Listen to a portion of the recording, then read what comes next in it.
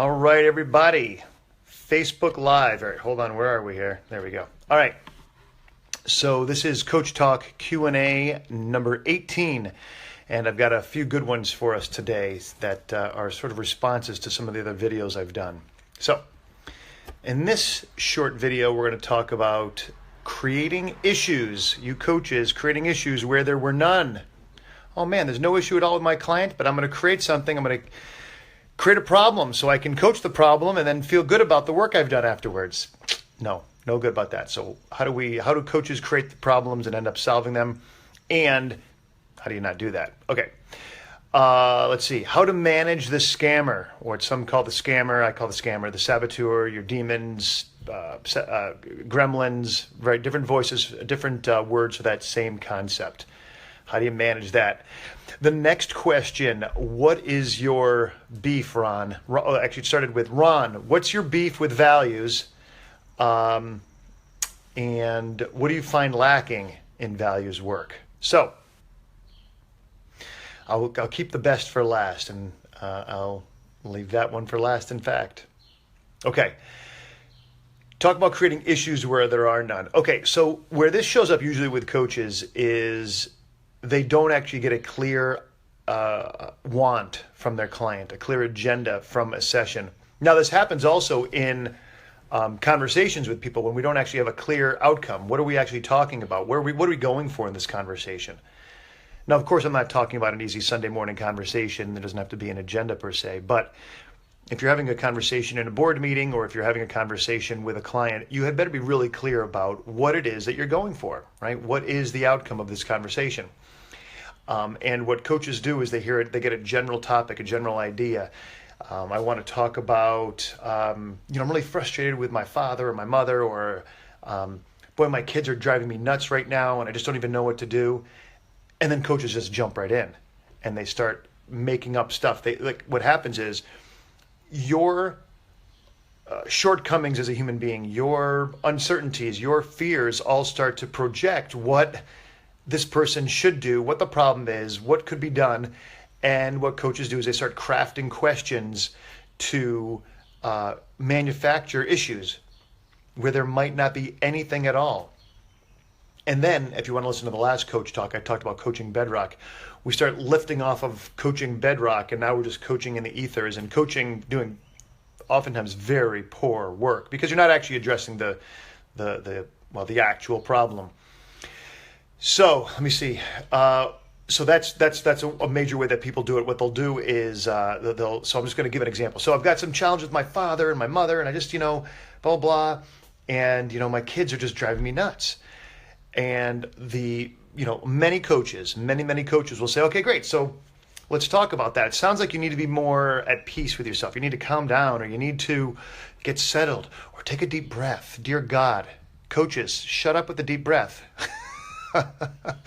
They might need to take a deep breath. I might need to take a deep breath right now.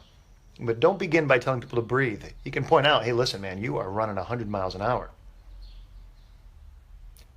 What that is information, right? But you have to say, hey, listen, you're going 100 miles an hour. So what is it you actually want? You told me X, Y, and Z is going on. What do you really want? And then the client's going to say, well, I want to take this passion I have for being a better parent and not only be a better parent myself, but I want to take this into schools and teach people in schools. Meanwhile, you're coaching thinking they need to work on something else. And if you'll just do the very thing I mentioned, which is what specifically do you want to do with that, then you're going to get the actual problem rather than making up an issue, making up a problem. All right? I hope that makes sense. If you don't go that route, then you'll just start finding things all over the place to work on. Very, very ineffective coaching at best. All right. How do you manage the scammer? Well, the scammer. What is the scammer? Let's define our terms here. The scammer, the saboteur, demons, gremlins, whatever you want to call it. It's the voice, of course, that tells you to have the extra piece of chocolate cake. It's the voice that says you're not good enough, or you're too tall, too old, too fat, too young, too rich, too poor, too whatever, right? Okay, so how do you handle it? Well, first of all, you've got to recognize it. If you don't recognize it, you're going to get run around by it. You're going to start working too hard, and then your scammer, so to speak, is coaching their scammer, and it just doesn't work. It makes for some entertaining coaching, but for a lot of pain for both the coach and client in the session. So how do you do something with the scammer? So first you're recognizing it, and you've got basically two choices. You're going to either take them to a place of aliveness and engagement with a better part of themselves, or a more potent, powerful part of themselves, and you're going to have to go there with this plan B anyway, or you'll start by saying, hey, listen, man, that is not the best part of you talking right now. Or I think I hear something that is, or I would probably say, like, that's BS, that's crap. And, oftentimes the client goes, oh, you're right, I'm just making stuff up. Oh, okay, great. So what do you want? What do you really want? What do you really want to believe in? What is true about this situation? And that's when you begin to get them back into relationship with themselves. And then you'll do what I mentioned a little while ago, right? Which we all know as coaches is your job is to help get people back in relationship with themselves. And we do that through our thoughts, or their thoughts, how they sit, stand, breathe, move, what they notice in their physical body, right? My hands are warm. I'm feeling some excitement in my chest, right? You're going to bring the emotions in. So I'm going to go through this again. Feeling, right? What am I emotionally feeling? Physically, what am I noticing, feeling in my body? How am I moving my body? And my thoughts. You get all those things firing and using them consistently. You get people in relationship with it in this moment here, and you help create something that they can return to again and again. It becomes, and you create homework or stuff to do to get them experiencing this on a regular basis, right, in a routine way. Then it becomes incorporated in who they are. Okay? So you're either going to go right to the part I just mentioned, getting them in relationship with themselves, or you might start by naming the crap in the way, the lie, the BS, the scam, and then you're going to bring them back to the light. Okay? So one of those two things you're going to do, and ultimately you're going to do the latter mentioned regardless. Okay. This brings us wonderfully into what I've tried to rush through the other two questions or be brisk with so that I could get to this question, which requires a little bit more time to stretch into with, hey, Ron, what's your beef with and what do you find lacking in values work? All right, let me sit up here. So I'm not sure. I'm looking for my book. I'm not sure. What chapter is this in the book here? Oh, where's the book? All right. So you'll forgive me for appealing to my book here. Identity. Why you do everything. Don't you want to know why you do everything? You should get my book. All right. Hold on a second here. I wasn't going to bring up this thing here, but I think this is relevant. Values are not enough. Chapter 17. So I don't know if Amazon does it or how much you can look at it on Amazon, but if you go to Values are not enough, chapter 17, you'll be able to read some of my take on values, but here's a little bit of it. And I did a video, by the way, a video on personal standards. So if you go to my YouTube channel, you'll see more about it, and I'll address that. But one of the things I'll say in that video as well is, let's think about it. A couple things. One is Mother Teresa and Hitler. They were both alive at the same time, right?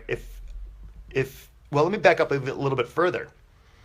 What's the thing that's often mentioned about values? Finish the statement. If we all just honored our values, and whenever I do this in a live event, people finish the sentence with, if we all just honor our values, life would be great, or I'd be happy, or there'd be peace in the world. Okay? But that's not true. And if you start with a premise of something that isn't true, then, the rest of the conversation is flawed, right? There's what we call a fatal error. It doesn't work. Because Hitler honored his values. Hitler honored values. I guarantee you, if you did values clarification with him, they would be something like maybe peace or order. Who doesn't like order? We all like order, It's at varying degrees, but we all want a certain sense of, understanding of what's going on in our world and order. He might have a value of teamwork, right? No one would argue with that. But the problem is how he honored the value, right? Mother Teresa might have teamwork. She might have the value of order. Absolutely. But we celebrate her for her expression of that. Okay, so it's not about values per se. And if we all honor our values, the world isn't going to be peaceful. And I haven't done a lot of writing on this, which means I probably shouldn't say any more about it until I've completed all my thoughts on it. But at another level, if you get rid of that example, we all I would assert at the end of the day, share values. I think we all value order, peace, love, harmony, joy, power.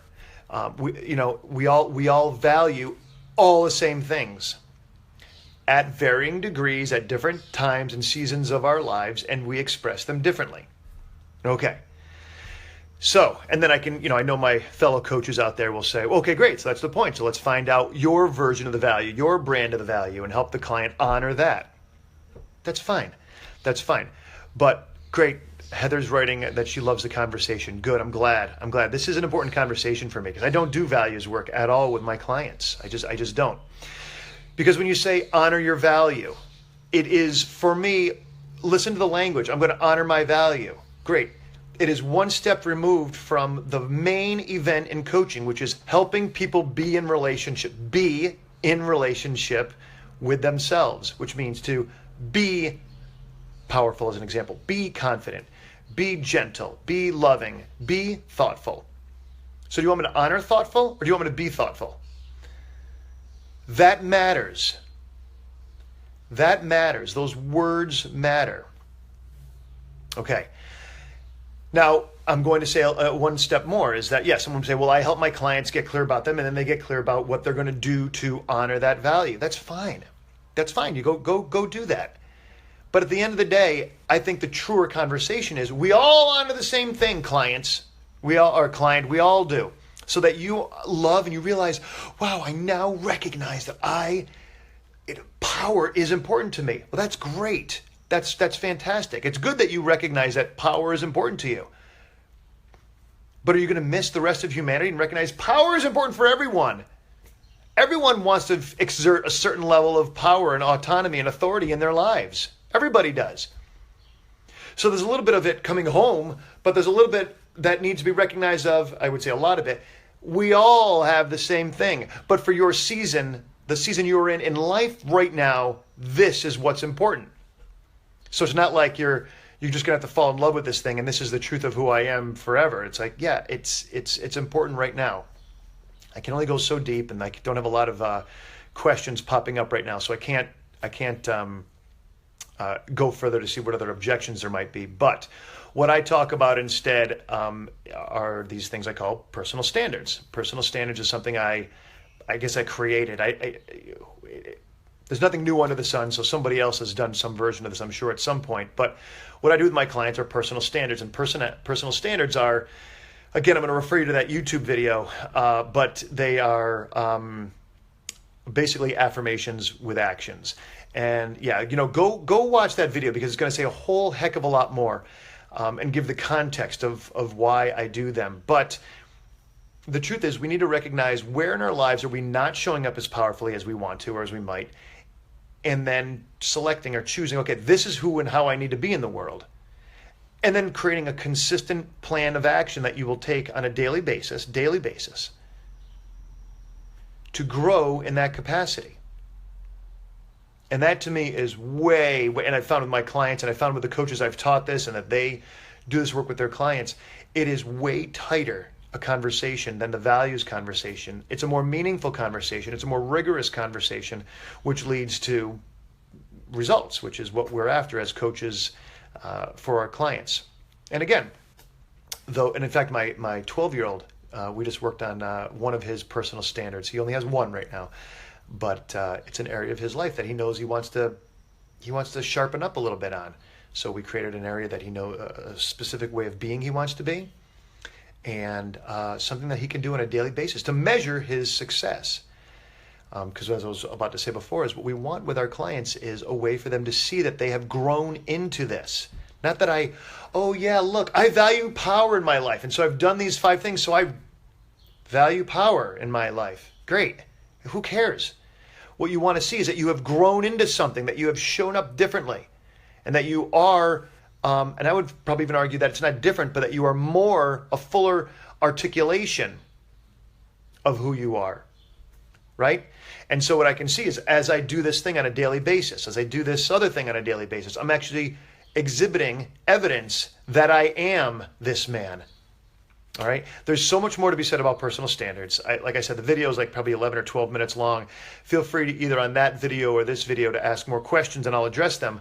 But there's my thought about a little bit of my beef with values. They're great and they're not that great. They're really good and they're limited. And I think we can do better. I think it's this is the beginning of a better conversation, though I don't assume to have the final word. You're going to have the final word. Add them below. I'll talk to you soon. Okay? Peace.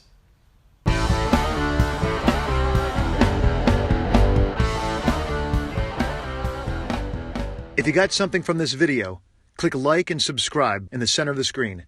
There's a lot more videos and interviews on my channel.